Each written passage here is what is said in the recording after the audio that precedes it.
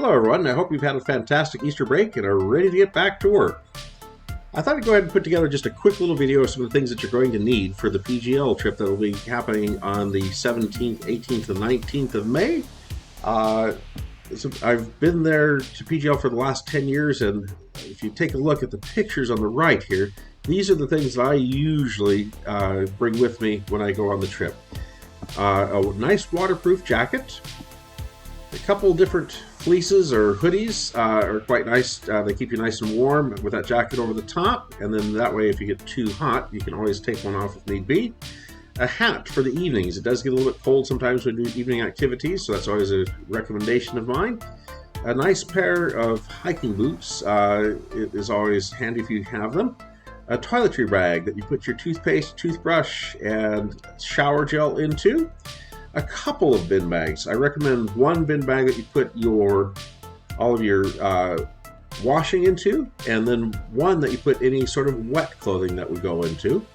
A smaller suitcase that doesn't need to be too big. Obviously, we're going to be only gone for a couple of days. A pair of waterproof trousers of some sort. I recommend jeans. They say not to have jeans, but I've worn them for many years and never had any problems. They're easier and more comfortable to wear when you're doing some of the different climbing activities. Clothing wise, as they mentioned on here, and you will get a handout that will be sent home this week. T-shirts, long sleeve t-shirts, again for the climbing type of activities.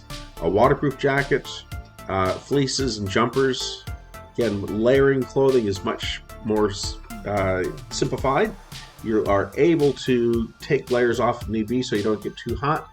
But you don't want to have something really heavy and then that's the only thing that you have and then suddenly find yourself getting cold. Trousers or leggings, and again I do recommend jeans. I find them to be quite handy.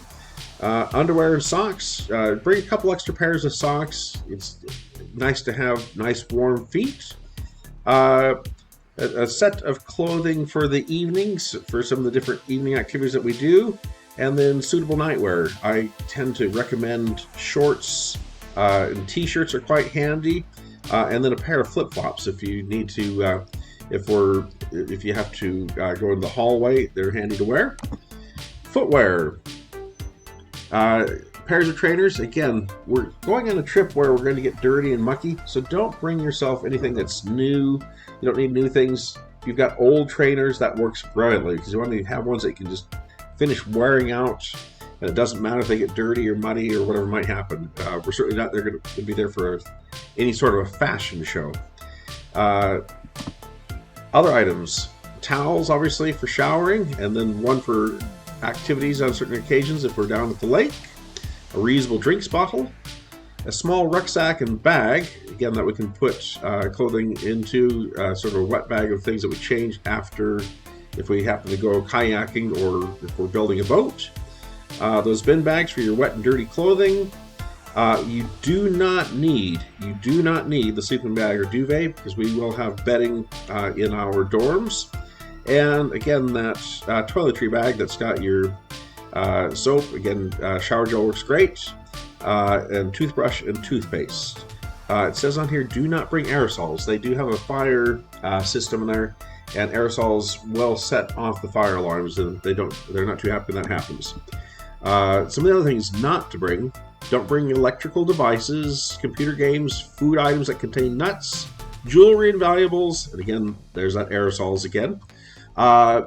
You won't need any sort of electronic devices, trust me.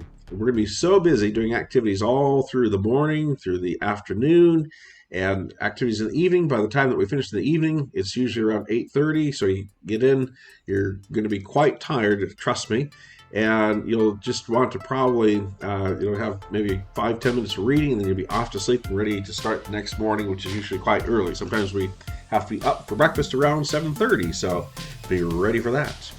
Again, looking forward to see everybody.